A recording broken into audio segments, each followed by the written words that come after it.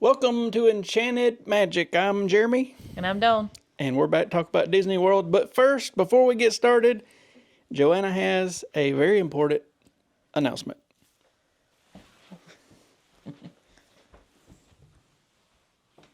Wait.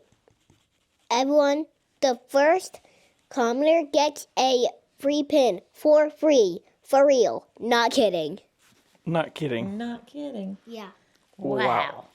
Whoever comments first below will get a free pin, and we'll get with you after you comment and get you to email us your address. There you go. Today, we're going to be talking about Disney World transportation because there's a ton of questions about it. People don't seem to know how to get from the airport to the resort to the parks. So we're going to just break it down real quick for you. If you got any more questions, put them in the comments. I've already put up a small poll or something on Instagram and here, there, and in different places for our next podcast. So if you got questions, just comment below and we'll add them to our next podcast.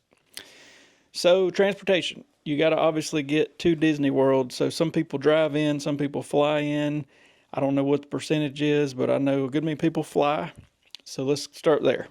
If you fly into Disney World, you're going to either land at Sanford or Orlando International MCO. If you land at Sanford, it's a smaller airport, probably easier to navigate. We've never fooled with it. It's further away from where we're at. It's a little more pricey and less flights go there, so we don't mess with it. But either way, let's say you fly to MCO like we do, and the options are to get to Disney World. You can do a Uber or a Lyft, which is what we do. There's also the Mears bus, the Sunshine Express, and there's also like a private driver, which I see some people advertise for. In our experience, the Uber and Lyft options are better. Now, I've seen a few people comment that I guess it was super busy and it was extremely expensive, but we have done this a bunch of times and it's always about $40 one way. So under $100 with a tip round trip. The Mears bus is, I don't want to say complicated, but if you got more than a few people, it's going to end up being more than the Uber or the Lyft, and you got to wait on the bus to show up. A lot of times it stops at multiple resorts. Then the morning you leave, you got to coordinate all that, and you may have to leave earlier than normal because then it's going to stop and pick other people up, and you got to get basically you got to deal with 30 or 50 or however many people and get them all to the same place, which is going to take a while. So even if Uber or Lyft was a little more expensive, I think it'd be worth it, in my opinion. And the $40 or $50, that's, you could fit 4 or 5 people in that set for that same. It don't cost any more. So the Uber drivers are super helpful about helping us load up our luggage and doing all that, and they know all about how to navigate. So my suggestion is I got both apps, and usually when we land and start walking, I'll start comparing prices. I think one time Uber said it was going to be like a 10-minute wait, which is nothing. So I just went ahead and did the Lyft because it said they were waiting. But as soon as you walk out of the airport, there'll be like bukus of these people there. And as soon as you click on it, it's no more than a couple minutes, and they're pulling up to pick you up. You can get them with car seats if you need that. You can get the big one. The big like SUVs and vans are only a couple more bucks in my experience. So if you need that, that's fine too. So that's airport to the resort, and you just punch in on your app, what terminal you're leaving and what resort you're going to, and they take it from there. We've also used Uber around the resort a time or two. We'll talk about that in a minute. But to me, the bus is a lot slower. You're going to be waiting forever, not forever, but a little while, and you're going to deal with like 30 other people. And if it's a bigger resort, maybe they won't have to drop off more people. But I've just heard a lot of stories about I was staying at Art of Animation, but we had to stop at All-Star Movies and All-Star Sports and all this before we got to Art of Animation. So if I'm going to do all that, I'm just going to drive. And if you drive in, then they were charging right after COVID for parking. They stopped that, so that's good. So you just basically park and you're good to go. And you can use Disney transportation or you can drive. You do have to pay if you drive to the park though. So that's airport to resort. The only thing I didn't mention is like the private drivers. We had a very nice guy that picked us up in an Uber, and he gave us his card that morning and said, "Hey, if you ever need me, just text me or call me." I don't know what he cost, and I've thought about trying him out, but from what I understand, they're more pricey than Uber, just because like you give them your flight and everything, and they're going to watch it and be sitting there the exact minute you get there, and then they're basically going to get you to the resort. If you can use them if you need to travel after you get there, but they're going to do everything you need. But for me, I'd really like to use that guy, but Uber, we've had no complaints at all with Uber. I mean, no more than like a 5-minute wait. They And you always can't beat the price. Yeah, to me it's cheap, and they help you with the luggage and no problem. So we don't even.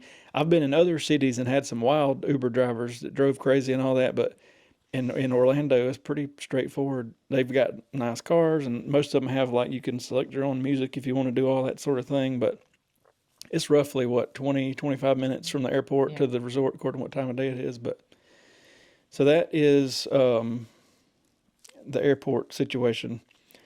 Park to park. That's another good question that we get and or see.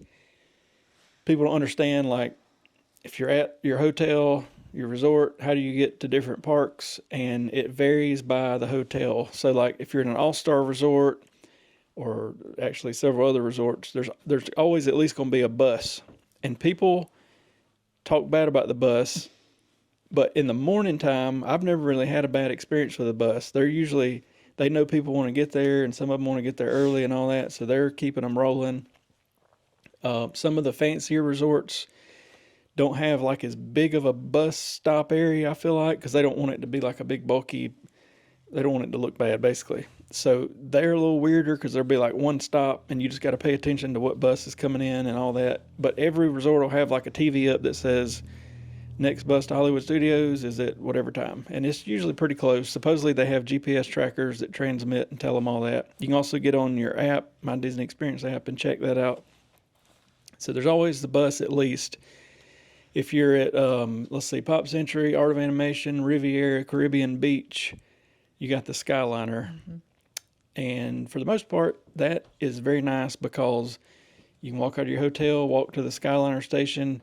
According to what time of day, there might be a tiny bit of a wait, but nothing major. If you got a stroller, You don't have to fold it up. you don't fold it up, you just roll it on there. The only time it's a little bit aggravating is like at the end of the night when they're trying to pack the Skyliner full to get everybody going. Sometimes they'll put you on there with another family or two, but it's not that big of a deal. But it's basically like a big, a gondola, like you'd do it as ski lift or something, like a old school chair lift, but you're inside a thing. And basically you can go from the far end, Art of Animation and Pop Century. It stops at Caribbean Beach. You got to get off.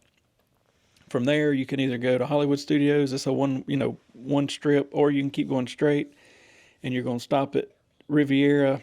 You can stay on it.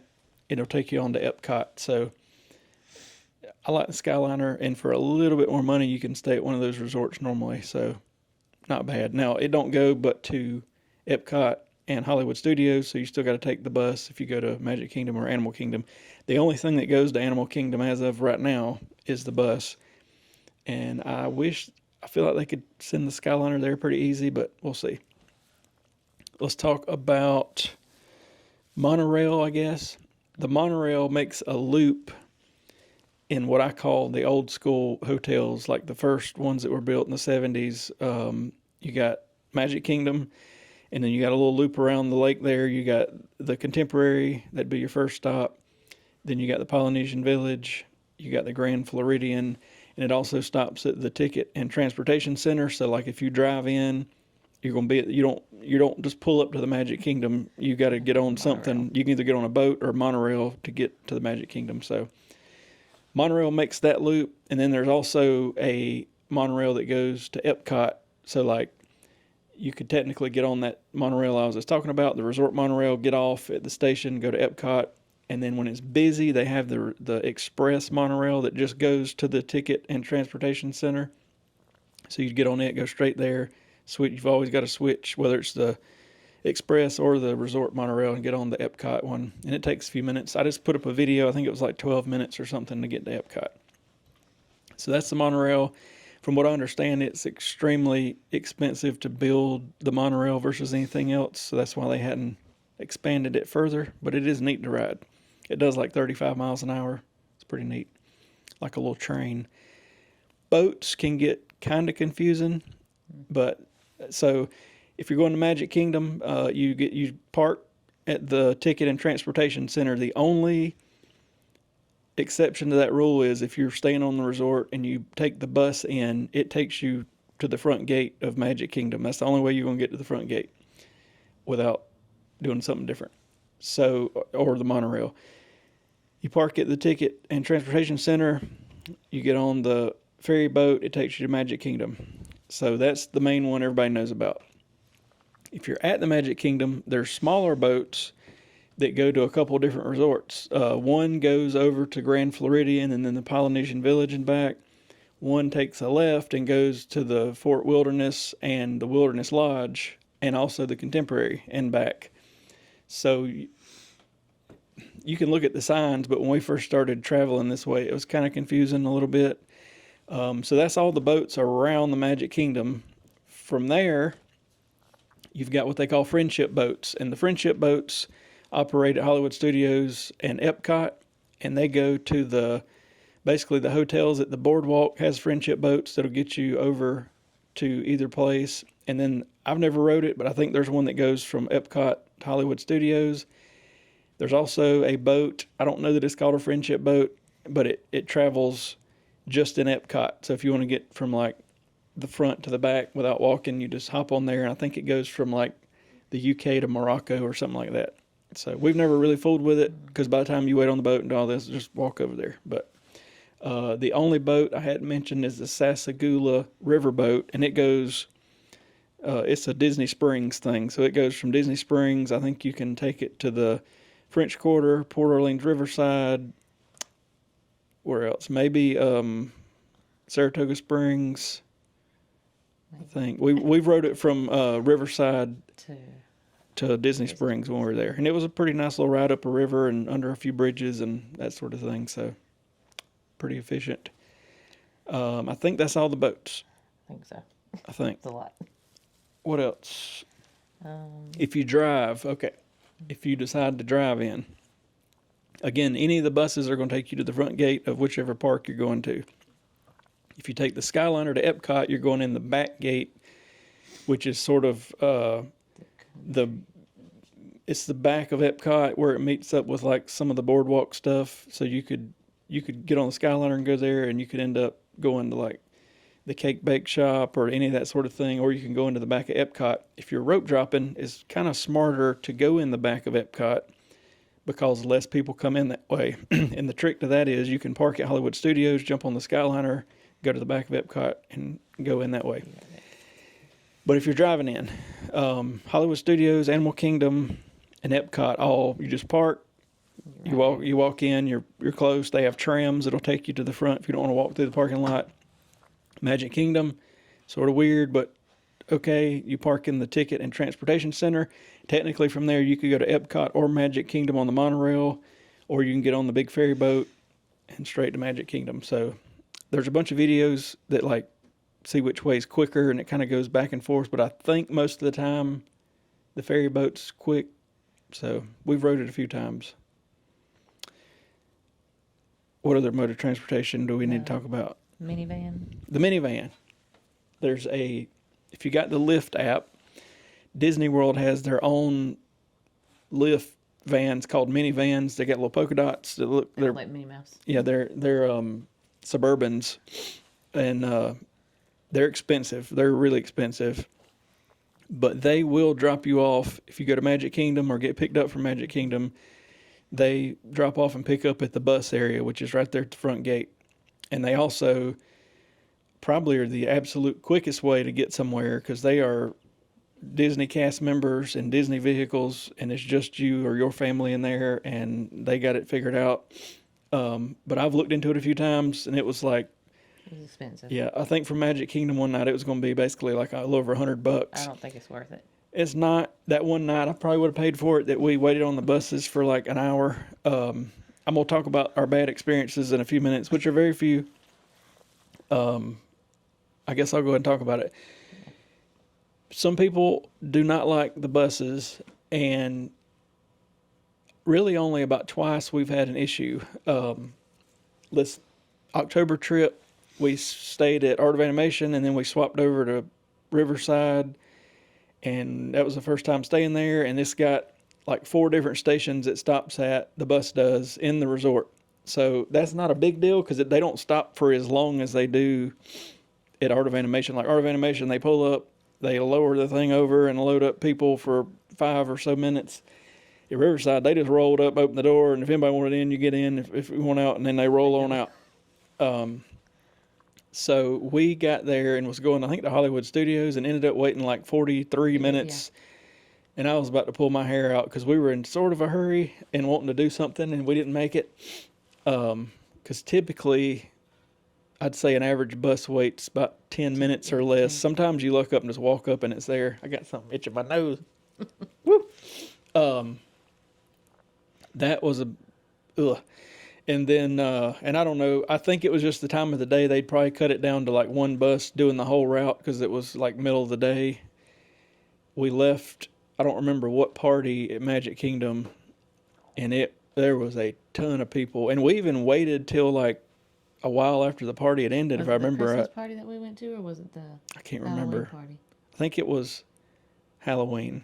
I don't remember now, but we waited for like 3 or 4 buses or something because there were so many people waiting. They'd fill it up. was bad. And I feel like we were staying, I think, at Art of Animation. Yeah. It was like every other hotel's buses were piling in left and right, and we kept waiting and waiting and waiting. And it probably took us an hour from the time we walked out of Magic Kingdom to get back to Art of Animation. And normally it's like 15 minutes or something. So that kind of sucked. I mean, it's one of those things, if it started happening a lot, I'd really start looking into staying somewhere else, but it's only happened a couple times. And I think when we did the Jollywood, we waited just a teeny bit on a bus, and the main thing about that was it was freezing cold, but we didn't wait like an hour. It was just like, come on, we're about to freeze out here. So let us know your experiences in the comments. Do you like the buses? Do you hate the buses? You got to know at nighttime when they're trying to pile everybody back in the resort. I mean, some people are going to have to stand up, but it's normally any resort's 10 or 15 minutes away at the most. So, my dang nose. It's not a huge deal, but it does suck after you didn't walk like 10 miles and then you got to stand up and hold a stroller or a kid or whatever and try to not fall down. And those buses, I don't think it's the drivers. I think it's just the way the transmissions are geared. Them things, when they slow down, it's like, it will jerk you around. You got to hold on for dear life. I think that's all the transportation. I think so. There used to be a little airport between Magic Kingdom and Epcot where they were going to try to do these little flights from like MCO over there in the 70s. And it just, I guess, cost-wise didn't work out. What was the airport called? Short. There's an abbreviation for it. It was a short, but it's still there, and you can see it from the monorail. They got storage containers on it now, and they had these little rumble strips that when the airplane landed and the wheels hit them or whatever, it played "Wish Upon a Star." I'd love. There's no video of it that I know of. I'd love to see that, or if somebody could like drive a car down it, that'd be cool. God, what is that thing called? A short landing and STOL, a stall port, short takeoff and landing airport. That's what it is. And I guess briefly for like a year or two, they used it and then it just wasn't worth it. But that would have been cool. I think that's all the transportation. For the boats and stuff, definitely get on your My Disney Experience app. And like the Sasagula boats had different flag colors for different places they were going. And the same thing, like if you're going from Magic Kingdom to like Fort Wilderness, there's signs and stuff. You can figure out where you're going, but that's mostly the couple ways you're going to travel. And I remember at first it was confusing because I'm like, my God, this is a mess. And if you drive in, even if you're staying at the resort, to the park and park, you're going to pay like $30 to park your car. So why would you pay to park the car when you can take a bus or a... and that's the way they want it. They want it to be more accessible if you stay at their resorts, and it definitely is. Like, that's why we typically just fly in. You find a cheap, you just find a cheap flight. We've been able to find some of them for $70-$80 round trip through like Frontier and Spirit, and then just, I mean, if you figure up what gas and random parking or whatever it's going to be, it's pretty close. So that's my advice. We're about 8.5 hours away, so if we were a little bit closer, I don't think it would be that big a deal, but we're just far enough to where it's like, all right, it kind of sucks It's not to drive. as bad for us, but with a child, it gets a little antsy, and We can just hop on a plane be there in an hour. Yeah, in Atlanta, an hour and a half away, and be there in an hour and roll on with our day. So that is Disney World Transportation. Let me know if you got any more tips or comments down there. And don't forget, the first comment gets a free pin. And I think Joanna's wanting to come back and reiterate that point. Y'all stand by. You gonna come talk about the pen again? You got a free pin for the first commenter, and see y'all later. See you later. Bye. Later, Gators.